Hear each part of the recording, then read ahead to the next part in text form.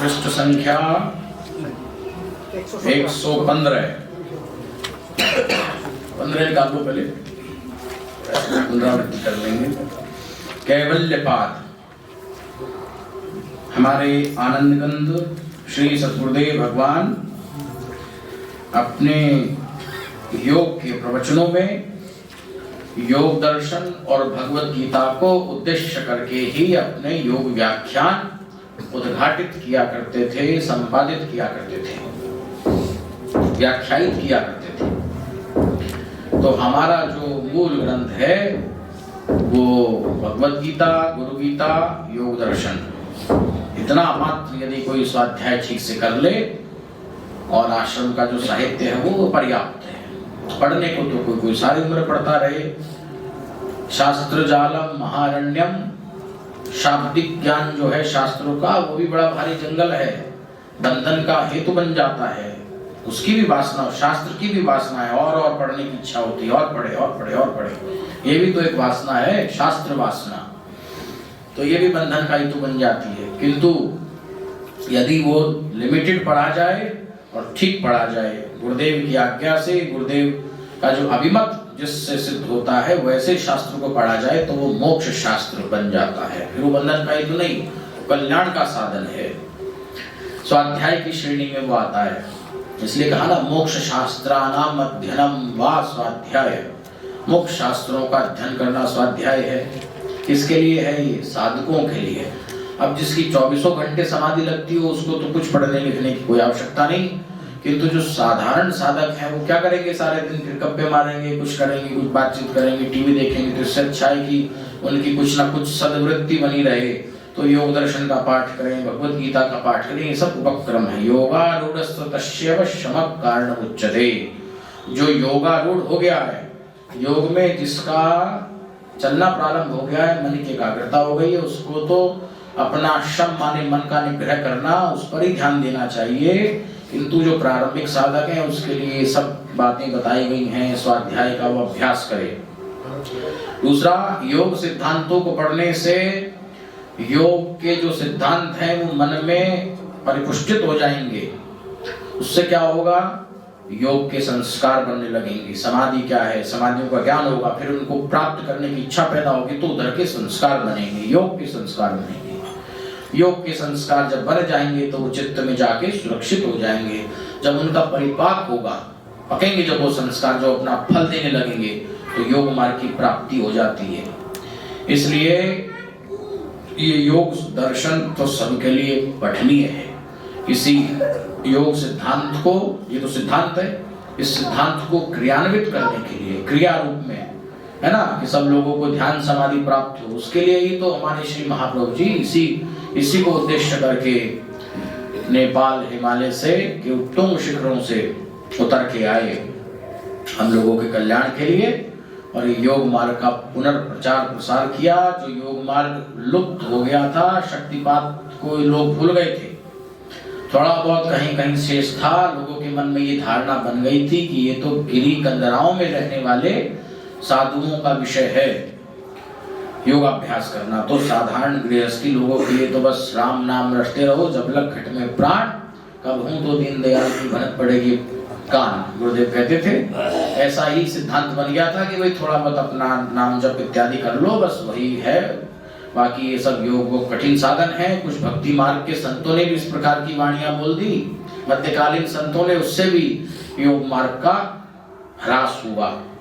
कलयुग केवल नाम आधारा, सुमर सुमर नर उतरे पारा, कि कलयुग में तो खाली नाम जब से कल्याण होता है। योग साधन, योग इत्यादि तो सतयुग के लिए था, कलयुग के लिए नहीं था, ऐसा लोगों ने कुप्रचार कर दिया।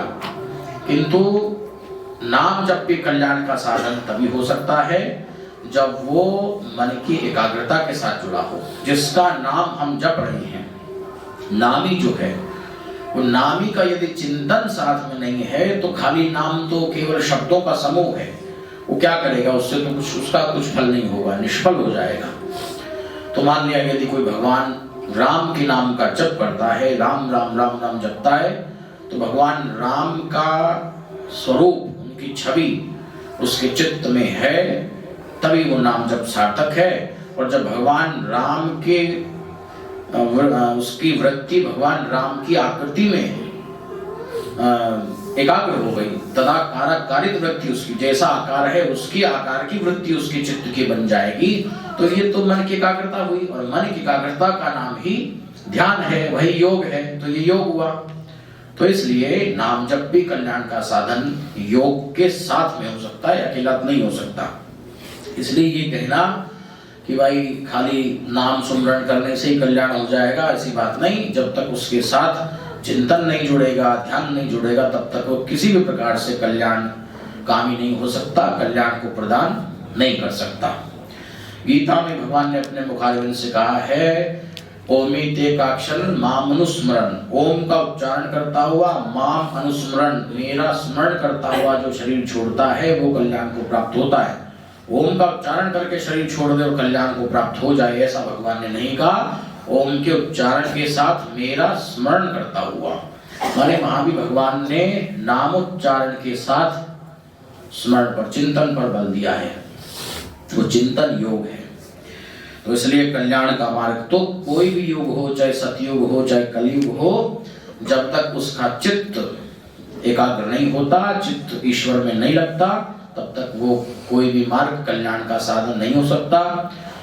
जो लोग ज्ञान मार्ग के अनुसार साधना करते हैं, उपनिषदों के पाठ करने मात्र से, शांकर भाष्य आदि पढ़ने मात्र से किसी का कल्याण होता नहीं देखा गया।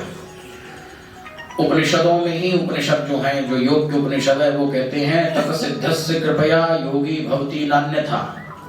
अंततो गत्वा जो ज्ञान धारणाएं बनाते हैं, उनसे क्या होता है, उनका पुण्य बढ़ता रहता है। उपनिषद आदि पढ़ते हैं, उससे पुण्यों की वृद्धि होती है, और उन पुण्यों के फल स्वरूप अंततो गत्वा किसी सिद्ध गुरु की संगति प्राप्त होती है। तत् सिद्धस्य कृपया योगी भवति, सिद्ध की कृपा से ही योगी बनता है। सिद्ध योग की बात यहाँ पर आई, अन्यथा नहीं बन सकता। और यदि कोई ज्ञान धारणा बनाए भी मैं ब्रह्म हूँ, मैं ब्रह्म हूँ, ऐसा भाव बराबर करेगा, तो ये भी तो एक प्रकार से ध्यान ही करना हुआ। निधिध्यासन क्या है, ध्यान ही तो है। तो वहां भी ध्यान की बात आ गई। तो इसलिए बिना योग के तो कहीं भी कल्याण संभव नहीं है। प्राचीन काल में जिनकी चित्त शुद्धि विशेष रहती थी, एकदम मन शुद्ध रहता था, उनको गुरुदेव उपदेश करते थे, उनको तत्काल बोध हो जाता था। वो विधा दूसरी है ना, वो भी सिद्ध योगी है। वाणी के द्वारा गुरुदेव ने शक्तिपात किया ना, वहां भी योगी है। उस एकदम डायरेक्ट सिद्ध योग हो गया, उसमें साधन योग की कोई आवश्यकता नहीं पड़ी। किंतु आजकल के समय में तो सिद्ध योग के साथ साथ साधन योग चाहिए। दोनों को मिला के चलने से कल्याण होता है। या तो इतना प्रबल शक्तिपात हो कि एक ही शक्तिपात में उसको शांभवी स्थिति प्राप्त हो जाए, ये तो बड़ा कठिन है। किसी किसी जगह साधक पर प्रभु ऐसी कृपा करते हैं। हरिहरानंद आदि पे की, पर हरिहरानंद को भी प्रभु जी ने कहा, जब वहाँ नेपाल में वहाँ बैठाया उसमें शीशागिरी पर, तो कहा आगे की क्रिया हम तुमको यहीं आके करा देंगे। माने क्रिया तभी करानी कुछ बची थी, है ना। तो ये कहा, कहने का अभिप्राय ये है कि शक्तिपात भी यदि हो जाए, उसके बाद वो अभ्यासी यदि नहीं है, तो शक्तिपात की शक्ति भी धीरे धीरे क्षीण होने लगती है। कब तक, जब तक अपनी शक्ति नहीं पैदा होगी, तब तक पराई शक्ति से कब तक कार्य करेंगे। अपनी शक्ति पैदा करने के लिए तो योग्यता प्राप्त करनी पड़ेगी, सुपात्र बनना ही पड़ेगा। तो शक्तिपात हो जाए, उसके बाद भी अभ्यास करना पड़ेगा। अभ्यास करेगा, उसके फलस्वरूप वो शक्तिपात का अधिकारी हो जाएगा, शक्तिपात हो। दोनों एक दूसरे के पूरक हैं। साधन योग से सिद्ध योग की प्राप्ति, और सिद्ध योग के साथ साथ साधन योग का अभ्यास, ऐसा करने से कल्याण होता है। तो योग दर्शन, भगवान पतंजलि मुनि हुए हैं लगभग 2-2.5 साल पहले। उन्होंने योग मार्ग तो हमारा बड़ा प्राचीन है, ये तो सृष्टि के आदि से है। इसकी 3 परंपराएं उपलब्ध होती हैं। एक परंपरा तो भगवान नारायण की है, जो भगवान ने गीता में उपदेश किया 4थे अध्याय में। शास्त्री जी, 4थे अध्याय में भगवान ने जो गीता में उपदेश किया है, अपरम भवतो, अर्जुन को कहा, इमं विवस्वते योगम प्रोक्तवा हनमव्ययम विवस्वान मनवेप्राह मनुरिक्ष्वा कविब्रवीत् एवं परंपरा प्राप्तम इमं राजर्षयो विदु सकालेन महता योगो नष्ट परंतप। भगवान ने कहा कि अर्जुन, ये योग मैंने सबसे पहले किसको कहा था? सूर्य को कहा था। सूर्य, अब सूर्य 14 भुवनों को देखते हैं। भुवनम ज्ञानम सूर्य संयमात्, सूर्य को महायोगी कहा गया, शायद सब देवताओं को नहीं कहा गया। सूर्य को महायोगी देवताओं की श्रेणी में जो आते हैं, इंद्र आदि देवता, इनकी श्रेणी में एक तो योगी शब्द सूर्य के साथ में आया, एक यम के साथ में आया है। दोनों को उसमें कठोपनिषद में भी यम को नचिकेता ने महायोगी ऐसा माना है, ब्रह्मज्ञानी माना है। तो सूर्य ने ये उपदेश, भगवान नारायण ने सूर्य को उपदेश किया सृष्टि के आदि में, और फिर सूर्य ने गुरु रूप से उपदेश किया इस योग का, किसको? अपने पुत्र मनु को। सूर्य के पुत्र मनु हुए, मनु ने इसका उपदेश किया अपने पुत्र इक्ष्वाकु को, जो पहले राजा हुए इस भूमंडल के, पृथ्वी के। इक्ष्वाकु सूर्य वंश के राजा क्षत्रिय, जिन्होंने अपनी राजधानी बनाई अयोध्या में। अयोध्या पहली राजधानी है विश्व की। तो इक्ष्वाकु को दिया, इक्ष्वाकु ने अपने पुत्र को दिया उत्तानपाद आदि को, फिर उससे ध्रुव आदि। इस प्रकार से जो है राजर्षियों की परंपरा में भगवान नारायण की द्वारा उपदेशित योग मार्ग प्रचारित प्रसारित होता रहा। उसी परंपरा को फिर पुनर्जीवित किया भगवान ने। फिर वो सूर्य वंशों में था, फिर चंद्र वंशों में भगवान कृष्ण ने उसको दोबारा अर्जुन के माध्यम से उसको प्रकाश में लाए। तो ये दूसरा पुराणों में उल्लेख मिलता है कि भगवान सदाशिव ने, हमारे परम प्रभु महाप्रभु जी के गुरुदेव, उन्होंने सिद्ध योग मार्ग को, या मोटे तौर पर पूरा ही योग मार्ग को, योग मार्ग में सिद्ध योग, साधन योग सब आ गए, योग का उपदेश सप्तऋषियों को किया, और सप्तऋषियों ने फिर अपने शिष्यों को किया। उन्होंने अपने शिष्यों को ऐसे, पहले लिखने की परंपरा नहीं होती थी, सुनने मात्र से वो श्रुत परंपरा, इसलिए उसको श्रुत परंपरा कहते हैं। तो ये ब्रह्म ऋषियों की परंपरा भगवान सदाशिव से प्रादुर्भूत हुई, उद्भूत हुई। दो और तीसरा वर्णन मिलता है हिरण्यगर्भा योगस्य वक्तानान्य पुरातना। हिरण्यगर्भ को सबसे पहले योग का आदि प्रवक्ता कहा गया है। हिरण्यगर्भ को कुछ लोग ब्रह्मा प्रजापति मान लेते हैं, ऐसा लोगों की मान्यता है। तो यदि ब्रह्मा हिरण्यगर्भ को माने तो ब्रह्मा को भी योग का उपदेश करने वाले तो नारायण ही सिद्ध होते हैं।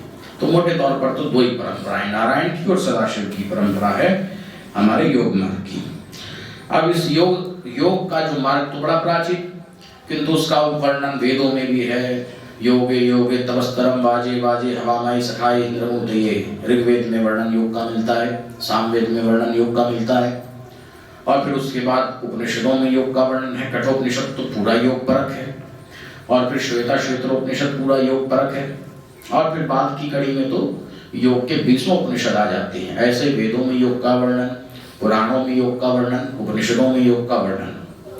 किंतु एक पतंजलि नाम के ऋषि हुए जिन्होंने क्या किया कि इस योग का जो अलग अलग शास्त्रों में जो वर्णन था, जो मोती बिखरे हुए थे, उन मोती को एक जगह सूत्रबद्ध, सूत्र बोलते ना, धागा के जैसे मोती को पिरो देते, ऐसे सूत्रबद्ध योग दर्शन, योग मार्ग के बिखरे हुए योग मार्ग को एक जगह सूत्र बना करके, फार्मूला बना करके उसको सिस्टमेटाइज कर दिया, व्यवस्थित रूप उसको दे दिया, दर्शन का रूप उसको दे दिया, तो वो कहलाया योग दर्शन।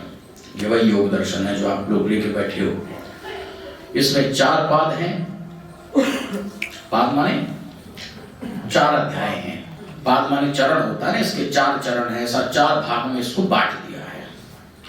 तो पहला, अब ये सब हम बता चुके हैं वैसे अपने पुराने व्याख्यान में, उसकी पुनरावृत्ति कर रहे हैं।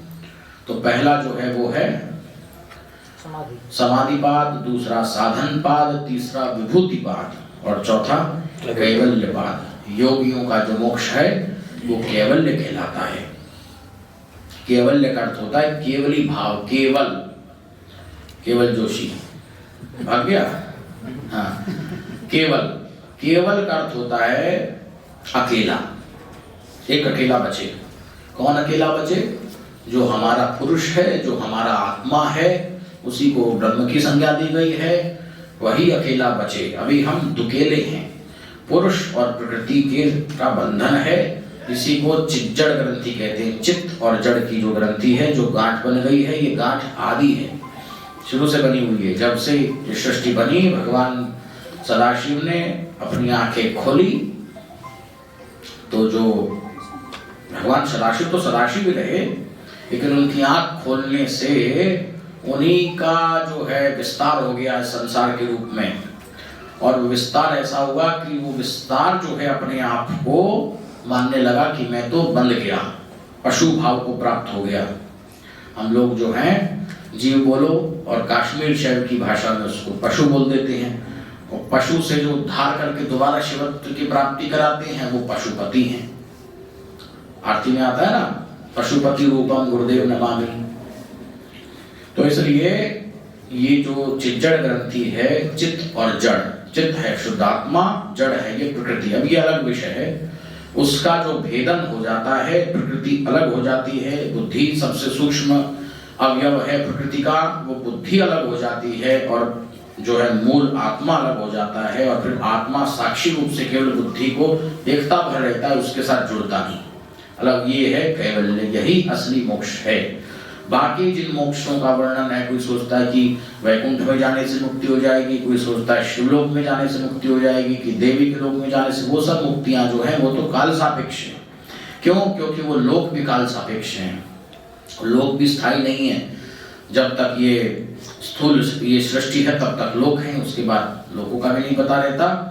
भगवान भी अपने सगुण स्वरूप को छोड़ करके निर्गुण ब्रह्म के स्वरूप में ही विराजमान रहते हैं तब तो ऐसे में ये मुक्तियां जो हैं, सालोक्य, सायुज्य, सारूप्य इत्यादि, ये भी पूर्णता, इनको हम मोक्ष की श्रेणी में नहीं ले सकते।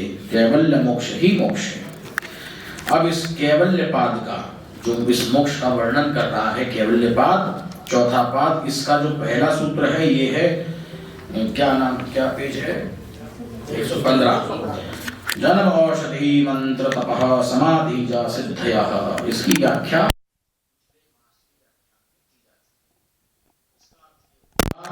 जन्म, औषधि, मंत्र, तप और समाधि, ये 5 प्रकार की सिद्धियां होती हैं साधकों को। तो इसी आधार पर 5 प्रकार के सिद्ध होते हैं, जो जन्म सिद्ध हैं, जो औषधि सिद्ध हैं, जो मंत्र सिद्ध हैं, जो तप सिद्ध हैं, और जो समाधि सिद्ध हैं। स्थायी तो इनमें समाधि सिद्धि है, बाकी जो सिद्धियां हैं वो तो अस्थायी हैं, परंतु सिद्धियों के ये 5 ही प्रकार हैं जन्म से। अब इस पर ये पुस्तक में आज लेके बैठा हूं, व्यास भाष्य। व्यास भाष्य पिछली बार हमने नहीं सुनाया था। महर्षि पतंजलि जी ने तो योग सूत्र लिखा, और उस पर जो लंबी व्याख्या लिखी, व्याख्या संस्कृत में भाष्य बोलते हैं, अंग्रेजी में बोलते हैं कमेंट्री।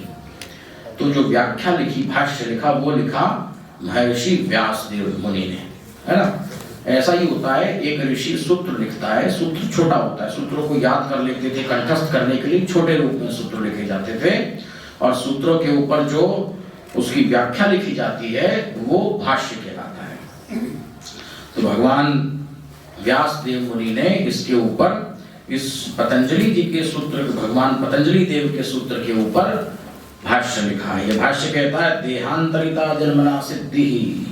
भाष्य आप लोगों को उसमें नहीं मिलेगा, ये जो पुस्तक है इसमें तो मूल सूत्र है, भाष्य लिखने से मोटी हो जाएगी, आप लोग समझ नहीं पाओगे। तो मैं बता देता हूँ। भाष्य कहता है कि भाई जन्म से होने वाली सिद्धि कौन सी होती है। जन्म से होने वाली सिद्धि के 2 प्रकार हैं। एक तो वो है कि जो जैसे पक्षी जो हैं, इनको आकाश गमन की जो सिद्धि है वो जन्म से है। अब पक्षियों को उड़ने के लिए कोई ध्यान की करना नहीं, कोई समाधि लगानी नहीं, कोई मंत्र बोलना नहीं है, स्वाभाविक उड़ते हैं, है ना। माँ भी उनको कोई बहुत ज्यादा नहीं सिखाती, थोड़ा बता देती है, पर सीखते तो स्वयं ही है, क्योंकि वो उनके अंदर स्वाभाविक है, प्रकृति ने प्रदान किया है, इंस्टिंक्ट है। तो वो हुई उनकी जन्म से होने वाली सिद्धि। दूसरा, बहुत से मनुष्यों में भी ऐसे महापुरुष पैदा होते हैं जो जन्म से ही सिद्ध होते हैं। जैसे सुखदेव मुनि आदि जो थे, उनको गर्भ से ही ब्रह्म ज्ञान था, वो भी जन्मजात सिद्धि की श्रेणी में आता है। जैसे या और हम देखते हैं, कई बार देखते हैं एकदम छोटे छोटे बालक जो होते हैं, उनको जैसे हमने कहीं पढ़ा, 3 साल के बालक ने कोई सॉफ्टवेयर डेवलप कर दिया। ये क्या है? जन्मजात सिद्धि तो है, चाइल्ड प्रोडिजी जिसको अंग्रेजी में बोलती है। ये भी एक प्रकार की सिद्धि है। विशेष कुछ कृपा पात्र ऐसे आते हैं, गॉड गिफ्टेड जिसको बोलते हैं अंग्रेजी में, तो ये भी एक प्रकार से जन्मजात सिद्धि है। या कोई जन्म से ही बना बनाया कोई सिद्ध पैदा हो जाए, वो जन्मना सिद्धि है। और इसके अतिरिक्त जैसे ये मनुष्य देह है, कोई बहुत पुण्य करता है, उसके प्रभाव से मनुष्य देह को छोड़ करके देव योनि को यदि प्राप्त हो जाता है तो देव योनि में उसको देव योनि की प्राप्ति के साथ ही आकाश गमन, अंतर ध्यान आदि सब सिद्धि सुलभ हो जाएगी। वो उसकी जन्मजा सिद्धि हो गई, है ना। इसका उदाहरण जैसे नंदी, भगवान शिव के जो वाहन है नंदी, ये आया उदाहरण व्यास भाष्य में। वो पहले पुरा काल में पूर्व सृष्टि में वैश्य थे, मनुष्य थे और मनुष्यों में भी वैश्य वर्ण के थे। तब उन्होंने बड़ा भगवान शिव का ध्यान किया, पूजन किया। उसके फलस्वरूप वो मनुष्य शरीर छोड़ने के बाद देव कोटि में शिवगण हो गए और भगवान शिव के वाहन बन गए। तो ये क्या हुआ, अब जैसे ही उनको ये मनुष्य शरीर छूट करके वो नया देह मिला, देव देह की प्राप्ति हुई, उसके साथ ही उनको वो सब सिद्धियां सुलभ हो गई। उस देह की क्वालिटी है वो सब, वो साथ में मिलेगी। तो ये भी एक प्रकार से जन्म से ही होने वाली सिद्धि हुई। दूसरा औषधि, औषधि की जो सिद्धि है वो है कि साधारण सिद्धि तो हम ये देखते हैं कि हमको रोग होता है, उसकी औषधि खाते हैं, रोग ठीक हो जाता है, ये भी औषधि का प्रभाव है, औषधि की सिद्धि है। किंतु विशेष रूप से यदि उसको देखा जाए तो औषधियों को अब आजकल तो सर्वसुलभ नहीं तो पहले तो ऐसी ऐसी औषधियां होती थी जिनके सेवन से दिव्य देह की प्राप्ति हो जाती थी, कायाकल्प हो जाता है शरीर का। हमारे जीवन तत्व भी ऐसी कायाकल्प करने की सामर्थ्य रखता है यदि कोई करने वाला हो तो औषधियों से भी इस प्रकार के शरीर में विशेष परिवर्तन आते हैं। व्यास भाष्य में आया, औषधि भी असुर भवनेषु रसायने, औषधियों के द्वारा असुरों के भवनों में ऐसी ऐसी औषधि होती थी, पारद आदि के पारा के योग होते थे, जिनको ग्रहण करने से वो दिव्य देह और वज्र जैसी देह हो जाती थी।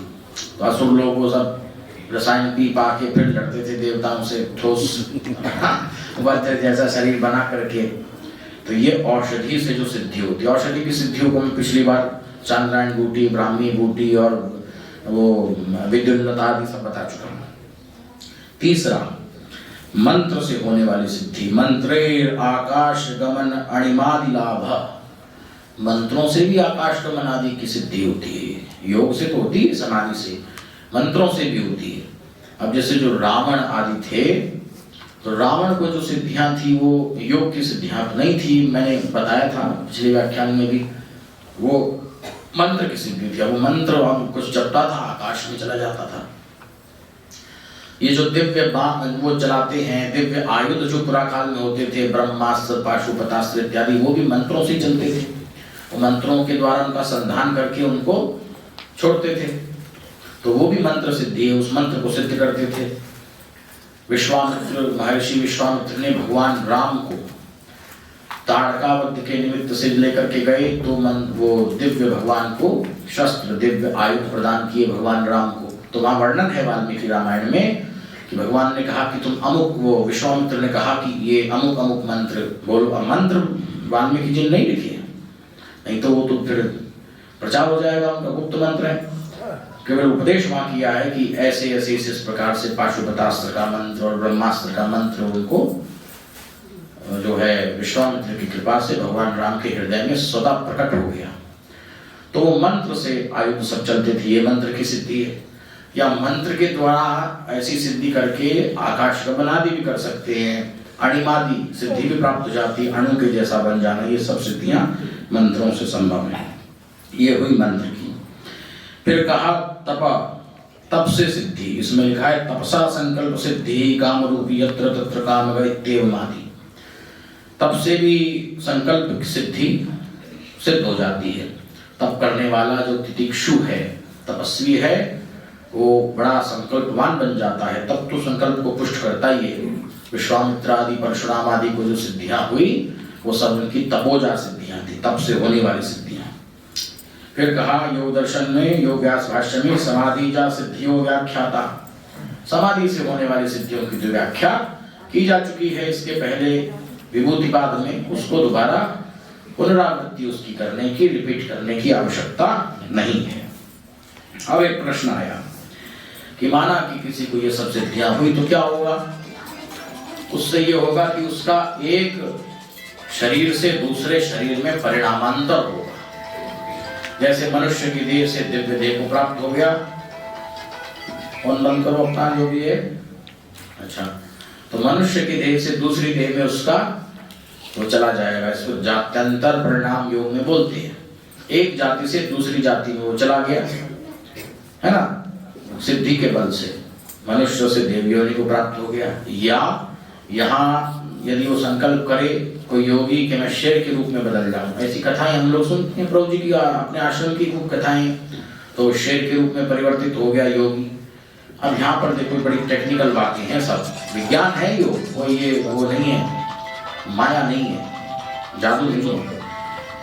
तो उसमें कहा कि कैसे संभव होगा कि वो योगी तो मनुष्य शरीर में है, अब वो एकदम से सिद्धि के बल से शेर बन जाए, हाथी बन जाए, कैसा भी अपना परिणामांतर किसी भी शरीर में अपना वो कर ले, ये संभव कैसे है?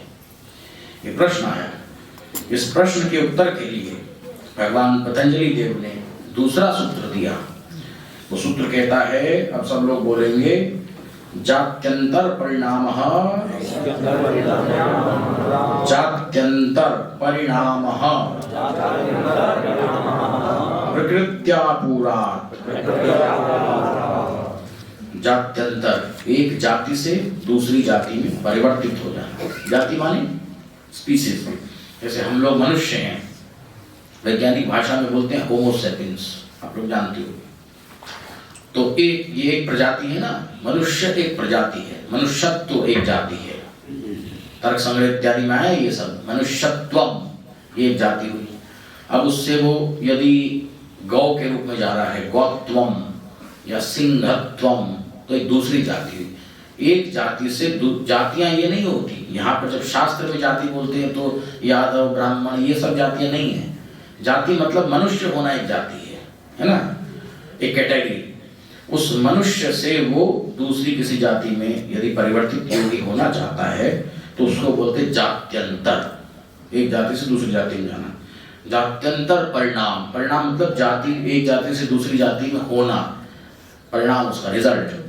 ये कैसे होता है? उसका उत्तर दिया प्रकृत्यापूरात्, प्रकृति के आपूर से, प्रकृति के आपूरण से, आपूर से योगी एक जाति से दूसरी जाति में अपने सिद्धि के बल से परिवर्तित हो जाता है।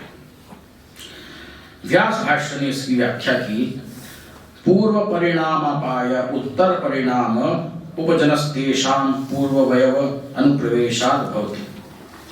कहा कि जो उसका पूर्व परिणाम है, पहले वो जिस जाति में है उसका जो परिणाम मानिए हमारा जो शरीर है, मन है, बुद्धि है, इन सब का अपाय, इन सब का वो त्याग कर देगा योगी अपने संकल्प से। और उत्तर परिणाम जो है, माने जो उसको शरीर प्राप्त करना है, माना उसको सिंह के शरीर बनाना है अपना, तो सिंह का संकल्प करेगा। तो सिंह का जो परिणाम है, सिंह का जो शरीर है, शेर का जो शरीर है, उसकी जो प्रकृति है, जैसे परमाणुओं से उसके शरीर का, मन का, बुद्धि का निर्माण हुआ है, उनका आकर्षण करेगा। और जो ये मूल जो शरीर है उसका अपकर्षण करेगा, मान इसको इन परमाणुओं को हटाएगा और उन परमाणुओं को इसमें भरेगा। आपूर का मतलब होता है भरना। जैसे खाली गिलास को जल से भर देंगे तो उसको बोलेंगे आपूरण, पूरा करना, उसको फुल करना है। ऐसे ही यहाँ पर कहा प्रकृति के आपूरण से, वैसी वैसी प्रकृति जैसी जैसी उसको चाहिए, उसको वो भरने से वो वैसी जाति में परिणत हो जाता है, वैसे जाति के परिणाम को प्राप्त हो जाता है योगी। समझ में आई बात? अब फिर इसमें एक प्रश्न आया कि यदि ऐसा होना संभव हो तो सब एक जाति से दूसरी जाति में बदल जाए। कोई भी व्यक्ति अपना मन में इच्छा करके उसको बन जाए, शेर बन जाए, हाथी बन जाए, कुछ भी बन जाए। खाली शेर हाथी बनना ही नहीं है, यहाँ पर है कि कोई भी प्रकृति में, जैसे भगवान वामन ने इतना विशाल शरीर बनाया कि कितना भयंकर आपूरण किया कि वो पूरे ब्रह्मांड को नाप डाला, विशाल शरीर बना करके 3 पग में सब नाप दिया। अगस्त्य मुनि ने क्या किया, उसको संकोच करके समुद्र को सूक्ष्म रूप में लाके उसको पी गए। अब ये बात जब आजकल के लोग पढ़ते हैं तो कप छोड़ करके उसको रख देते हैं, अरे ऐसे कि समुद्र को कैसे पी लेगा। उसका विज्ञान है भाई, ये कप नहीं है, उसका विज्ञान है। समुद्र को उन्होंने समेटा, सूक्ष्म प्रकृति में जो भी परिवर्तन है पूर्ण योगी कर सकता है। समुद्र को उन्होंने सूक्ष्म रूप में किया, थोड़ा किया, 1 गिलास भर पानी में बना लिया, उसको पी गए। ये संभव है। तो योग दर्शन ने यहाँ कहा कि जिसका इतना मन का विकास होगा, वैसे धर्मों का परिणाम जिसके चित्त में होगा वही कर पाएगा। धर्म जो है, अब धर्म की बहुत सारी परिभाषाएं, यहाँ धर्म वो धर्म नहीं है। धर्म जो है चित्त का धर्म, जिसका चित्त के धर्म में विशेष बल होगा वो उसका धर्म निमित्त बनेगा एक जाति से दूसरी जाति में जाने में। तो वो धर्म उसका जो रुकावट है, जो अधर्म है, उसको हटा देगा, उस आवरण को हटा देगा। उसके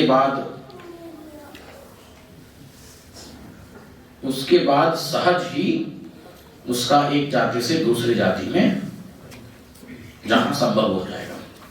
इसका उदाहरण दिया, कैसे? जैसे कोई किसान, ये उदाहरण गुरुजी देते थे हमारे गुरुदेव भगवान, एक खेत भर लेता है अपना, एक क्यारी को संस्कृत में केदार बोलते हैं, केदार खंड। तो एक क्यारी को कोई भर लेता है किसान, अब उसको दूसरी क्यारी में उस जल को प्रवाहित करना है। तो वो क्या करता है, जो ऊंची वाले क्यारी में जल को भर के फिर उसमें से मेड़ को काट देता है, तो नीचे की जो क्यारियां हैं उनमें वो जल स्वतः चला जाता है। उसके लिए उसको और कुछ करने की आवश्यकता नहीं है, दूसरी क्यारी में जल को ऐसे भरना नहीं है, केवल उसको मेड़ को काट देना है। धर्म विशेष जो चित्त का है वो यही कार्य करता है कि जो अधर्म रूपी बाधा है, जो आवरण है, उसको हटा देता है। तो उससे स्वतः ही उसका एक जाति से दूसरी जाति में जाना संभव हो जाता है। यही बात इस तीसरे सूत्र में समझाई गई है। बोलेंगे सब लोग, निमित्तम प्रयोजकम प्रकृतिनाम वर्ण भेदस्तु ततः क्षेत्रिकवत्। निमित्त जो है, जो धर्म जो है, वो केवल निमित्त है, अप्रयोजकम, प्रयोजक नहीं है। धर्म के द्वारा एक जाति से दूसरी जाति में नहीं जाया जा रहा, धर्म केवल निमित्त होने से उसके आवरण को हटा रहा है। प्रकृति नाम वर्ण भेदस्तु, प्रकृति का जो वर्ण भेद है, जो आवरण है, उसको हटा दे रहा है। कैसे? क्षेत्रिकवत्, क्षेत्रिक के समान, कृषक के समान। जैसे किसान मेड़ हटा देता है तो उससे वो जल चला जाता है, अच्छा नहीं बोलना, वैसे ही योगी लोग भी अपना कार्य किया करते हैं। अब इस आगे के सूत्र को, इसी सूत्र की व्याख्या हम अगले व्याख्यान में करेंगे, उसको ढंग से समझाएंगे। फिर निर्माण चित्ता नस्मिता मात्रा ये भी समझाएंगे। तो उसमें चौथे सूत्र में ये बताया गया है कि कैसे योगी अपनी अस्मिता से, अपने शुद्ध अहम से, जो अलग अलग सिद्धि के द्वारा अलग अलग शरीर बनाता है, उसमें अलग अलग चित्त बनाया करता है। हाँ, अस्मितानुगत समाधि लगाने वाले योगी को चित्त निर्माण करना आ जाता है, अलग अलग चित्त बनाने आ जाते हैं। किंतु चित्त निर्माण की एक और भी कला है, वो है गुरुदेव का संकल्प। गुरुदेव के संकल्प से तो बिना इस इतनी ऊंची विभूतिपाद को सिद्ध किए भी चित्त निर्माण की योग्यता आ जाया करती है। जैसे पुलकराज जी महाराज को श्री प्रभु जी ने अपने संकल्प से ही चित्त निर्माण की योग्यता प्रदान कर दी। उनके अनुभवों में आता है कि उनको ध्यान में अपने चित्त का स्वरूप, अपना ही स्वरूप सामने आया। चित्त दिखाई देगा तो कैसे दिखाई देगा? जैसा हमारा बाएं आकृति के वैसा ही दिखाई देगा, क्योंकि मन बुद्धि के अंदर वैसी आकृति का हमको बोध है ना। तो उसके बाद उन्होंने देखा कि उस चित्त में से धुआं सा उठा, एक दूसरा चित्त बन गया, तीसरा चित्त बन गया, और वो सब चित्त बन करके अलग अलग जहाँ जैसी आवश्यकता थी वैसे वैसे भेज दिए गए। आनंद कंद श्री प्रभु जी तो अपने समय में कराया करते थे। साधकों को ध्यान में बैठा करके कहते थे तुम अपने चित्त निर्माण करो, चित्त निर्माण कराते थे। फिर उस एक के चित्त से दूसरे के चित्त की बात को जानना सिखाते थे, है ना। तो फिर उसके बाद उनको देख लेते थे कि इनको जो ये ध्यान में अनुभव हुआ है ये सही है कि नहीं है, उन सब से पूछ लेते थे। यदि सबके अनुभव एक जैसे होते थे मतलब उनको ठीक बोध हो रहा है। तो इस प्रकार से चित्त निर्माण की योग्यता योगी में आ जाती है। गुरुदेव के संकल्प से तो बहुत जल्दी आ जाती है। हमारे गुरुदेव को तो ये योग चित्त निर्माण काय निर्माण सब सहज में सिद्ध था। वो याद आ रही है हमको छोटी सी घटना, वो अगड़ दत्ता वाली चित्त निर्माण की, है ना। जब वृंदावन में एक महात्मा अगर दत्ता रहते थे, आप लोग सब गुरु भाई बैठी हो ज्यादातर जानते ही हो।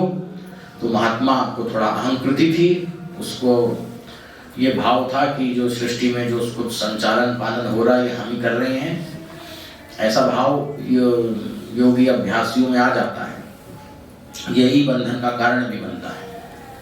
तो एक बार उन्होंने श्री प्रभु जी की चरण महिमा का, महाप्रभु जी की चरण महिमा का वर्णन गुरुदेव ने किया। तो उसने अपेक्षा भाव से कहा कि अरे ब्रह्मचारी तुम्हारे गुरुदेव को तो हम खींच लेंगे। तब गुरुदेव ने कहा कि ठीक है तो खींच के दिखाओ। तो उसने कहा कि सूक्ष्म से या स्थूल से, वो अपर महात्मा के मुख से ये शुद्ध संस्कृत के शब्द सुन के स्थूल से कि सूक्ष्म से गुरुदेव को थोड़ा आश्चर्य भी हुआ, किंतु गुरुदेव ने अपना आश्चर्य प्रकट नहीं किया और कहा कि आप स्थूल से ही खींच के दिखा दो। उसने नहीं बोला नहीं स्थूल से तो नहीं, सूक्ष्म से ही सही, सूक्ष्म से खींचेंगे। चलो दुर्जन दोष न्याय है कि दुर्जन जैसे ही मान जाए ठीक है। तो गुरुदेव ने कहा कि सूक्ष्म से ही खींच लो। तब वृंदावन में यमुना की पवित्र बालुका पर हमारे गुरुदेव भगवान 18-19 वर्ष के थे, तब बस 19-20 वर्ष के रहे होंगे, ज्यादा नहीं। समाधि ध्यान में बैठे, वो महात्मा अगड़ता सिद्ध पुरुष था जो, वो भी ध्यान में बैठा। और फिर उसके बाद उसने अपने चित्त का निर्माण किया। महात्मा ने उसका मूल चित्त तो वहीं रहा और दूसरा अपना चित्त बना करके वो उससे गया ऋषिकेश। और गुरुदेव भी अपना चित्त निर्माण करके उसके साथ साथ ऋषिकेश गए। ऋषिकेश में उन दिनों श्री महाप्रभु जी रहा करते थे। ध्यान से सुना करो, फोन तो सब कुछ स्विच ऑफ कर देना चाहिए, सत्संग के समय नियम बना लेना चाहिए, फिर व्यवधान आता है। तो उसके बाद ऋषिकेश में जाकर के उसने फारसी भाषा में कुछ प्रश्न किए प्रभु जी से, महाप्रभु जी से। तो महाप्रभु जी ने उसका उत्तर फारसी में ही दिया। और उसके बाद हिंदी में कहते हैं लगाओ इसके 5 जूते, ये हमको खींचने की इच्छा करता है। उसके बाद वो महात्मा वहां नहीं ठहर सका। स्थूल से नहीं गया था, सूक्ष्म से गया था, सूक्ष्म शरीर से गया था। तुरंत वो वहां से लौट आया, अपने शरीर में आ गया, वृंदावन लौट आया। गुरुदेव भी साथ साथ आ गए, ध्यान से उठे दोनों लोग। तो बड़ा अट्ठास करने लगा, रे भाई मरवा दिया होता, आज तो मरवा दिया होता। तब गुरुदेव बोले आप ऐसा क्यों बोल रहे हैं मरवा दिया होता। तब बोला रे हमने सोचा था होगा कोई सधुआ अधुआ, उसको तो खींच ही लेंगे, हमको क्या पता था तो साक्षात महाप्रभु हैं, तो सारी दुनिया को खींचते हैं, आकर्षण करते हैं, इसी से कृष्ण कहलाते हैं। आकर्षण से इतना कृष्ण शब्द बना है, तो सारी दुनिया को खींचते हैं। जिनके इस माया के प्रभाव में सब खींचे चले जा रहे हैं, उसको हम क्या खींच पाएंगे। उसको बोध हो गया कि प्रभु कौन है। तो कहने का अभिप्राय ये है, ये चित्त निर्माण है। अभी आगे के सूत्र में आएगा, चौथे सूत्र में, इसको अगले व्याख्यान में बता देंगे। तो ये सब गुरुदेव की कृपा से ही संभव है। तो गुरुदेव की कृपा को प्राप्त करने का हमको फार्मूला मिला हुआ है, वो है गुरु मंत्र। उसका जो जप करता है श्वास प्रश्वास की विधि से, तो उस पर वो गुरुदेव की कृपा को प्राप्त करने का अधिकारी बन जाता है। कई लोग हमसे प्रश्न करते हैं, अभी कोई पूछ रहा था 1-2 दिन पहले कि महाप्रभु जी के प्रसंगों में आता है कि उन्होंने कई बार ऐसे वैसे लोगों पर भी कृपाएं कर दी, जैसे रामरती के लिए लोग बोलते हैं कि वो तो दुराचारणी थी, ऐसी थी वैसी थी, उसको भी प्रभु जी ने अपने चरणों में क्यों नहीं लिया, उस पर भी शक्तिपात कर दिया, उसमें कौन सी योग्यता थी, उसने कौन सा जब तक किया था। इसमें 2-3 बातें हैं।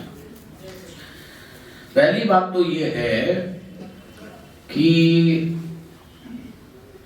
वृत्तियां तो हेया हैं, चाहे वो पुण्य की हो चाहे वो पाप की हो। योग की दृष्टि से तो सारी वृत्तियां, चाहे वो क्लिष्ट हो चाहे वो अक्लिष्ट हो, दोनों को ही हटाना है। अंततोगत्वा शुरू में हम लोग अच्छे कर्म करते हैं, पुण्यों की वृद्धि होती है, पुण्यों की वृद्धि से ही पुण्यात्मा लोगों को ही पूर्ण सद्गुरुदेव की प्राप्ति होती है, योग मार्ग की प्राप्ति होती है, अच्छा सुंदर स्वस्थ शरीर की प्राप्ति होती है, साधना के उपयुक्त वातावरण की प्राप्ति होती है। किंतु वही पुण्य बाधक भी है। वो पुण्य भी बंधन का कारण बन जाता है। पुण्यों के कारण बहुत अधिक धन संपत्ति आदि की प्राप्ति होगी तो वो भी आकर्षण प्रकृति का बना रहेगा, और पुण्यों से फिर स्वर्ग आदि की प्राप्ति होगी।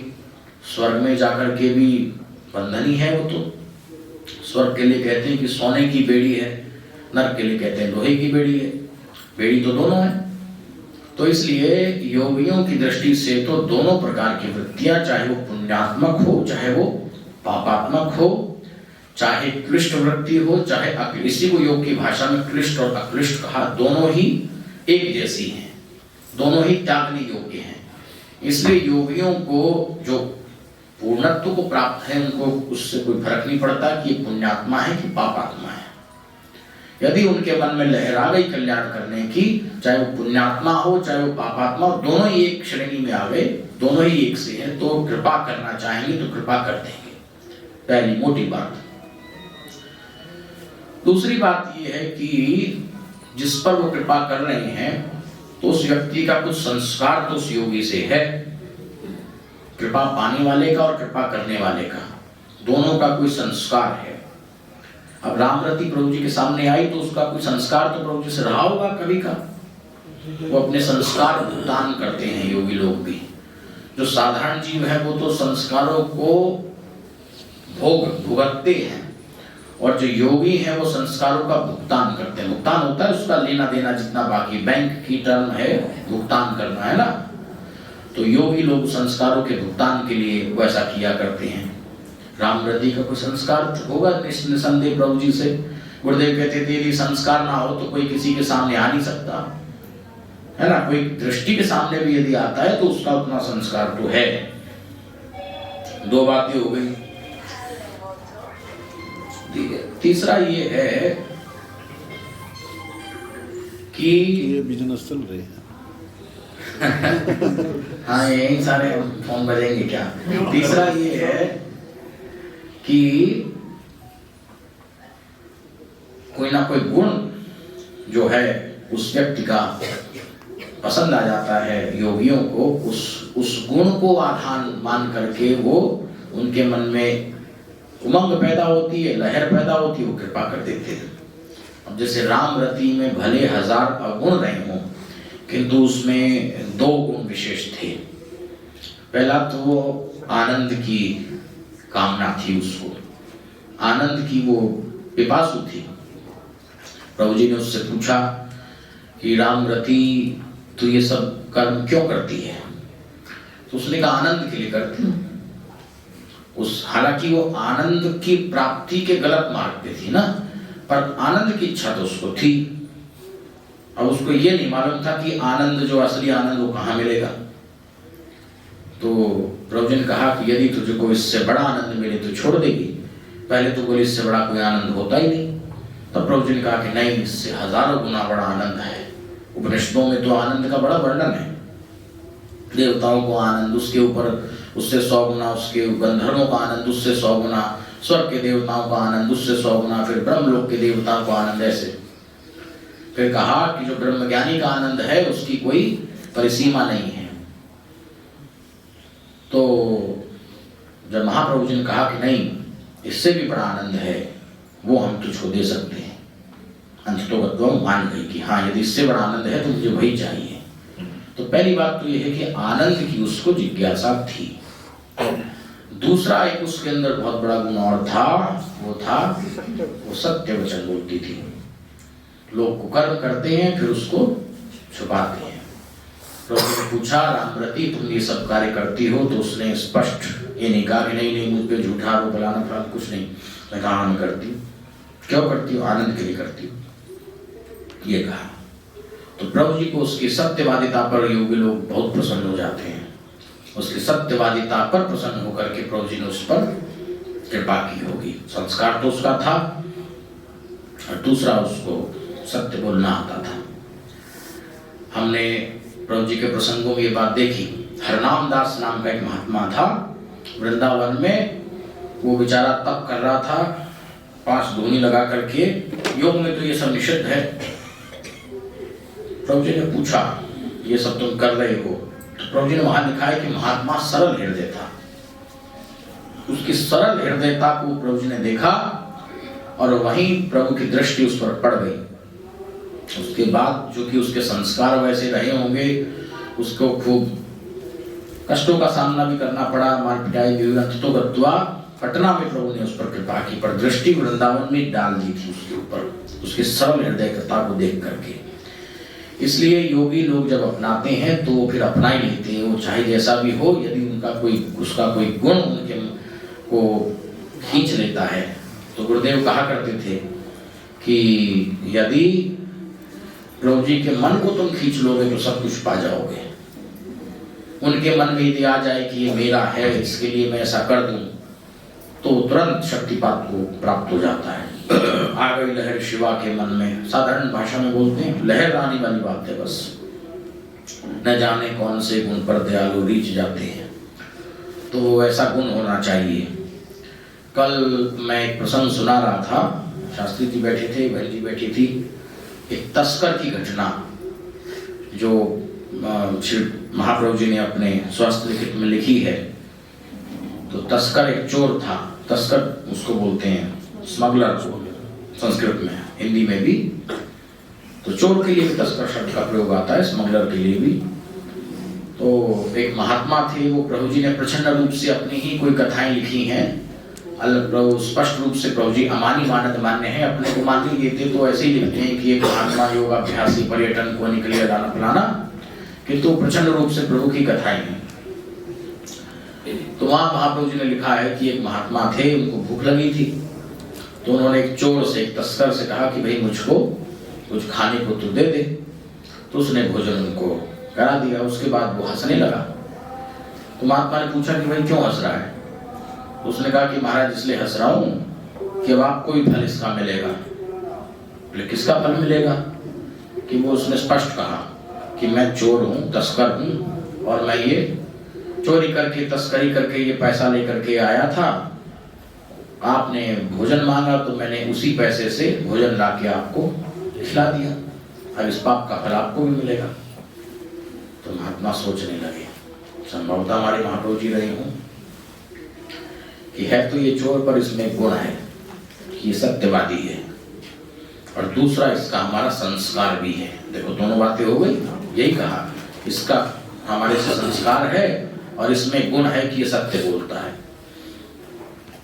तो इसको शरण में ले लिया जाए। तभी उनके मन में संकल्प आ गया। अब शरण में वो कैसे आएगा? वो तो नहीं चेला बनना चाह रहा है। उसको कहा कि तेरे मन में इस समय क्या चल रहा है ये बता। तो उसने सत्य कहा कि मेरे मन में इस समय एक स्त्री चल रही है। क्या मतलब? मतलब ये है कि कोई महिला है, उससे मैं प्रेम करता हूँ और वही मेरे मन में है इस समय, वो मुझको बहुत चाहती है। महात्मा बोले अरे वो तो तेरी दुश्मन है, तेरी शत्रु है। कि नहीं ऐसा बोलना भी मत, ऐसा यदि बोलोगे तो लड़ाई हो जाएगी। अभी लोग प्रेम में ऐसे दीवाने होते हैं कि यदि कोई ऐसा बोल दे तो मरने मारने को तैयार हो जाते हैं। तो उन्होंने कहा कि ऐसा बोलना भी मत। कहा कि अच्छा देख तू नहीं मानता? कि नहीं, कि हम एक काम करते हैं, हम तुझको अपनी अंतर्धान होने की जो शक्ति है, अदृश्य होने की शक्ति है, वो दे देते हैं कुछ समय के लिए। तो अंतर्ध्यान हो जाएगा, किसी को दिखाई नहीं देगा। तेरी जो महिला है, जो जहाँ रहती है, तेरी महिला मित्र, उसके पास तू चला जा और जाके देख ले अपनी आंखों। तो चला गया। उसने जाकर के देखा कि वो किसी और पुरुष से प्रेम कर रही थी। इस तस्कर ने महात्मा को ये भी बताया था कि उसने मेरी एक मूर्ति बनवा रखी है, और जब मैं नहीं होता हूँ तो मूर्ति को हृदय से, प्रतिमा को, मेरी मूर्ति को, स्टेचू को गले लगा करके रोती रहती है, इतना प्रेम करती है। तो महायोगी ने कहा कि अब तुम चले जाओ, अदृश्य होके जाओ। गया तो जाकर के देखा कि वो स्त्री किसी और पुरुष से प्रेम कर रही थी। उसको तो एकदम से हृदय पे आघात लगा। तो वो पुरुष कहता है कि नहीं, तुम मुझसे प्रेम नहीं करती हो, तुम तो उस तस्कर से ज्यादा प्रेम करती हो, चोर से, उससे। तो बोली नहीं, प्रेम तो मैं तुमसे ही करती हूँ, उससे तो मैं प्रेम का नाटक करती हूँ पैसा ठगने के लिए उससे, और अब की बार वो आएगा तो उसकी मैं हत्या कर दूंगी, फिर तुम दोनों जो है खूब आनंद करेंगे। तो बोला अच्छा ये जो मूर्ति उसकी तुमने बना रखी से उठा के लाओ। ले आई। बोला इसकी नाक काट दो। बोली नाक क्यों, कहो तो मैं इसकी गर्दन काट दूं। तो उस मूर्ति की उसने तलवार से गर्दन उड़ा दी। अब वो तस्कर वहीं कमरे में खड़ा ये सब देख रहा था। तो महात्मा ने उसको कह दिया था कि तुम्हें अब कुछ भी नहीं करना है, न बोलना है न हाथ लगाना है, कोई प्रतिकार नहीं करना है, बस देख के लौट आना। लौट आया उदास मन से। तो महात्मा हंस रहे थे। बोले क्यों, देखा है, देख लिया कितना प्रेम है। अब उसको सब देख करके वो वैराग्य पैदा हुआ। उसने कहा महाराज मुझको अपना चेला बना लीजिए। तो बोले तब तेरे की, चोर को कौन चेला बनाएगा। देखो संकल्प तो नहीं का था चेला बनाने का, ऐसी बाएं परीक्षा ले रही है। तो बोला मैं चोर नहीं रहा, मैंने आज से तस्करी करना छोड़ दिया। महात्मा ने चेला बना लिया उसको। अब उसको अपने साथ रखने लगे। जहाँ उनका स्थान था उन योगाभ्यासी, उन योगी का, हो सकता है प्रभु जी रहे हों, पर प्रभु जी ने घटना स्वस्थ लिखित में दी है।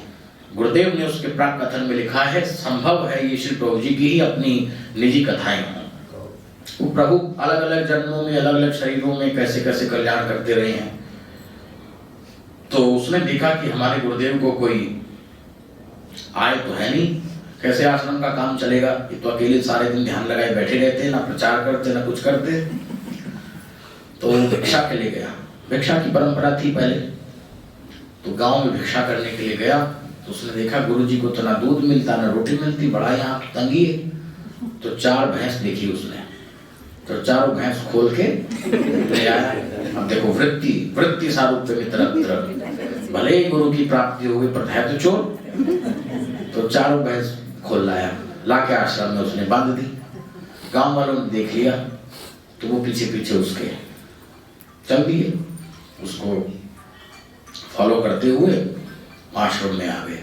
आके प्रणाम किया। बोले महाराज गांव में पहले ही हल्ला मच गया था कि महात्मा जी ने तो चोर को चेला बना लिया, पता नहीं क्या होगा। तो उसके बाद वो ले आया। तो महात्मा ने कहा, उन्होंने आकर के कहा कि महाराज आपका ये शिकायत की कि आपका चेला हमारी सब भैंस ले आया है। तो उन्होंने पूछा कि तुम्हारी भैंसें कैसी हैं महात्मा जी ने। तो उन्होंने कहा कि हमारी भैंसें काली हैं और उनके सींग में कुंडल पड़े हुए हैं। तो महात्मा ने कहा अच्छा जा करके देखूं भैंसें बंधी हैं वैसी हैं क्या। उन्होंने जाके देखा तो भैंस तो काली की जगह सफेद थी और सींग में कुंडल। ये योगियों का संकल्प, यही मैं भी सिद्धि बता रहा था। जात्यंतर परिणाम, योगी कुछ भी परिणाम कर सकता है प्रकृति में, है ना। योगी ने अपने संकल्प से भैंस बदल दी। वो जाकर के बोले नहीं ये तो हमारी भैंस नहीं है। बोले जाओ फिर गांव में जाके देखो तुम्हारी भैंस वही होगी।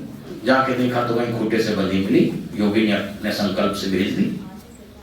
दूसरी बार चेला फिर भिक्षा को गया तो उसने देखा कि गुरुजी को तो कोई आए नहीं, आश्रम कैसे चले। तो एक लड़की छोटी सी 6-7 वर्ष की, बहुत सारे आभूषण पहन करके, जेवर आदि पहन के खड़ी थी अपने घर के बाहर। बोला ये ठीक है। उसको झोले में डाल के ले चला। बोला इसके आभूषण लेके बेच बाच के अपना काम चलाएंगे आश्रम में। अब लोग बाग गांव के फिर उसके पीछे लग गए, अनुकरण करने लगे उसका। आके उसने लड़की को कमरे में बंद कर दिया। लोगों ने आकर के महात्मा से कहा आपका चोर चेला हमारी लड़की हर के ले आया। महात्मा ने कहा भाई कोई लड़की तो नहीं है, एक छोटा सा बालक, एक अवधूत यहाँ बगल के कमरे में जरूर समाधि लगाई बैठा है, देखो कहीं बहुत तुम्हारी लड़की ना हो। कमरा खोल करके देखा तो एक उनकी लड़की की अवस्था का 7-8 वर्ष का एक बालक पद्मासन लगा करके समाधि में बैठा। लोग तो वहां प्रणाम करने लगे उस अवधूत बालक को। फिर महात्मा को प्रणाम किया। बोले जाओ तुम्हारी लड़की वहीं गांव में होगी। जाके देखा तो लड़की उनके घर में थी। गुरुदेव रक्षा करते, जिस पर कृपा कर देते हैं उसके 100 अपराध भी माफ। उसको कुछ नहीं कहा। उसके बाद फिर दोबारा भिक्षा को गया। अब देखो कृपा तो उस पर हो गई थी गुरु की, जैसा भी वो था। दोबारा गया तो उसने गांव में जाकर के कहा कि जो जितनी रोटी भिक्षा में देगा उसको उतने लड़के होंगे। तो लोग कोई 1 रोटी दे, कोई 2 रोटी दे। एक क्षत्रिय थे, वृद्ध, उनकी पत्नी वृद्धा थी, बुढ़ा बुढ़िया थे, उनके बालक नहीं थे। उन्होंने 6 रोटी दे दी। बुढ़िया ने 6 रोटी इकट्ठी दे दी। बुढ़िया को गर्भ ठहर गया, 6 बालक इकट्ठे हुए। ये टप की बात नहीं है, प्रभु ने लिखा है अपनी पुस्तक में, सत्य है। अभी भी अखबार में आ जाता है, कई बार हमने पढ़ा कि 6 बालक हो जाते हैं महिलाओं के। तो 6 बालक उसके इकट्ठे हुए। तो ये कैसे हुआ? अब ये हुआ गुरु कृपा से। गुरु कृपा से देखो उसकी वाणी में भी शक्ति आ गई। सब काम उसने जितनी कितने लड़के कर दिए गांव में अपने संकल्प से, वाणी से, बोलने मात्र से। और एक कोई व्यक्ति था, वैश्य समाज का था, उसने जो है उसको भिक्षा नहीं दी। वो रोटी लेने गया तो बोला हमारे यहाँ रोटी नहीं है। बोला क्या है? बोला राख है, ये राख ले जा। तिरस्कार कर दिया। बोला अच्छा राख है, ठीक है। बोला राख ही हो जाएगी, ऐसा कह के चल दिया। उसके बाद उनके घर में इतनी राख हो गई, जाने कहाँ से इतनी राख आने लगी। वो राख निकल के और पड़ोसियों को भी परेशान करने लगी। तब वो व्यक्ति महात्मा जी के पास आया। बोला आपका चेला हमको हमारे यहाँ राख होने का शाप दे गया है। तो बोले अच्छा एक काम करो, अपने घर से थोड़ी राख लाओ और हमारी धोनी में डाल दो। प्रभु जी ने कहा गेर दो। प्रभु जी की भाषा सब खड़ों की भाषा है। तो उसने वहां से राख ला के उनकी धोनी में डाल दी, तो राख शांत हो गई। कहने का मेरा अभिप्राय ये है कि गुरु कृपा से कैसे साधारण से साधारण व्यक्ति भी शक्तिवान बन जाते हैं, आत्मज्ञान को, आत्मबोध को प्राप्त हो जाते हैं। ये केवल और केवल सिद्ध योग से संभव है, सद्गुरु कृपा से संभव है। योग दर्शन तो साधन योग का ग्रंथ है। हालांकि योग दर्शन में भी 1-2 स्थान पर सिद्ध योग का दिशा निर्देश किया गया है, किंतु मोटे तौर पर तो साधन योग का उपदेश ही है। साधन योग से कोई अभ्यास करे तो फिर करे कसोजन, तब जाके कुछ होगा। किंतु सिद्ध योग जो हमारा मार्ग है वो शक्तिपात योग का मार्ग है, जिसमें गुरु कृपा से बहुत तीव्र गति से उत्थान साधक का होता है। शाश्वत शांति निगच्छति, कैसे है वो? किसी को याद आ रहा है? न, वो 9वें अध्याय में भगवान ने कहा है कि बहुत तीव्र गति से क्षिप्रम भवति धर्मात्मा शाश्वत शांति निगच्छति। क्षिप्र माने बहुत जल्दी वो धर्मात्मा हो जाता है। धर्मात्मा योग धर्म, वहां पर धर्म योग को कहा गया है। उपनिषदों में आया है कि भवतापिन तप्तानाम योगो ही परमौषधम, अयम तु परमो धर्म यत् योगेन आत्मदर्शनम। योग के द्वारा आत्मदर्शन कर लेना यही परम धर्म है। अयम तु परमो धर्म यत् योगेन आत्मदर्शनम, योग को ही परम धर्म कहा। तो वहीं पर फिर भगवान ने गीता में कहा कि क्षिप्रम भवति धर्मात्मा, बहुत जल्दी वो धर्मात्मा बन जाता है। धर्मात्मा माने योगात्मा, योगी बन जाता है। वो जल्दी का जो मार्ग है वो सिद्ध योग मार्ग है, सद्गुरु कृपा का मार्ग है। और सद्गुरुदेव की कृपा तो अपने बच्चों पर सदैव रहती है। उसको प्राप्त करने का तरीका आना चाहिए। वो प्राप्त करने का तरीका है गुरु मंत्र। इसलिए सभी को, उनके बच्चों को अपने गुरु मंत्र का जप मन लगा करके करना चाहिए। 2 घंटे तो जप करना चाहिए श्वास की विधि से। उसके बाद थोड़ी देर ध्यान कर लेना चाहिए। नहीं तो 2 घंटे जप करने का यदि कोई नियम बना ले, 6 महीने अभ्यास करके देखेगा कि वो ध्यान उसका अपने आप परिपुष्ट होने लगेगा। यही कल्याण का मार्ग है। बस इस समय वाणी को विराम देंगे। सभी को जय गुरुदेव श्री सद्गुरुदेव भगवान की जय। महाप्रभु श्री राम योग योगेश्वर श्री सद्गुरुदेव चंद्रवंशी महाराज की जय। सिद्ध गुफा समाई वृंदावन बिहारी लाल की जय। शंकर भगवान की जय। हर हर महादेव। गुरुदेव जय जय, सद्गुरु जय जय, गुरुदेव जय जय। अखंड ज्योति प्रभु राम लाल जय जय। अखंड ज्योति प्रभु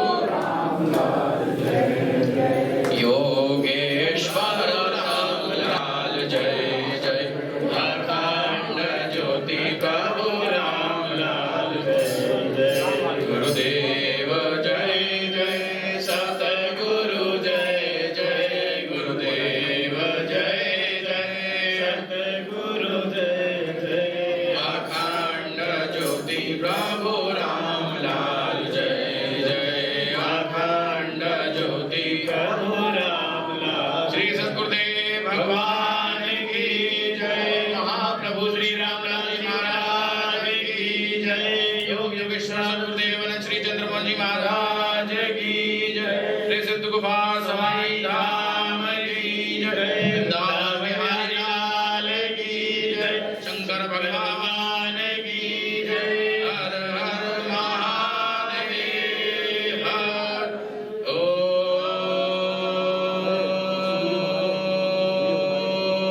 ओम अखंड मंडलाकारं व्याप्तं येन चराचरं तत्पदं दर्शितं येन तस्मै श्री गुरुवे नमः।